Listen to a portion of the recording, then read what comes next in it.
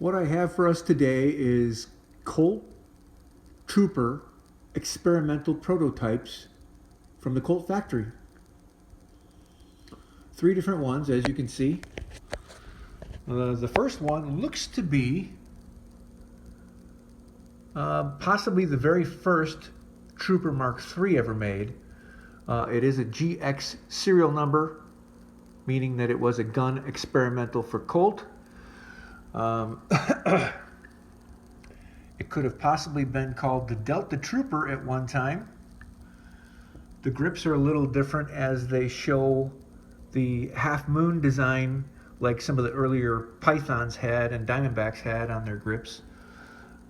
It is marked a Trooper Mark III on the barrel. It does show some wear because this was an experimental prototype.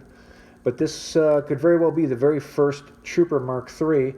The hammer looks to be a little different. Not the normal configuration that you'd find in a normal one.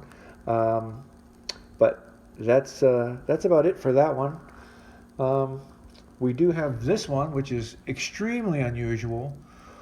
This one actually is a Colt Trooper semi-automatic revolver. I know, it doesn't make sense, but it is an experimental prototype that Colt kept at the factory. And it's quite an interesting configuration. You can't see too much from this side.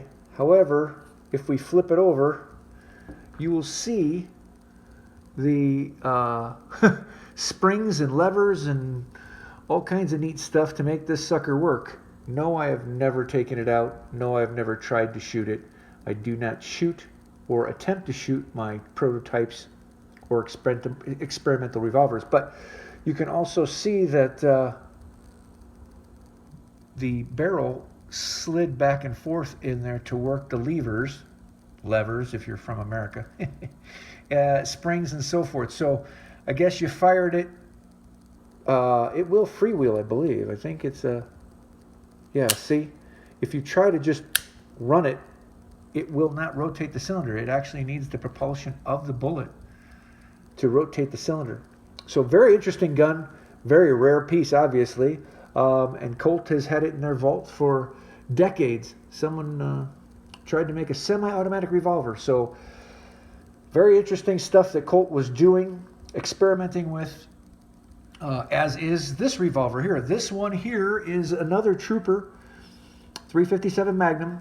But the interesting thing with this is Colt was obviously attempting to make an interchangeable barrel system. As you can see, it's very similar to the Dan Wesson revolvers of the day, where they actually unscrewed the barrel sleeve, slid the barrel out, and interchanged the barrel. So this one is very interesting. There's no barrel markings. Matter of fact, there's no horses or anything, no markings at all on this gun. There is some wear to the gun from being used. The grips look interesting. They look like more like a Mark V type grip. So that again is another thing showing that Colt was looking into trying all different kinds of things. Semi-automatic revolvers, interchangeable sleeved barrels, and this one quite possibly is the very first Trooper Mark III ever made. So quite an interesting group.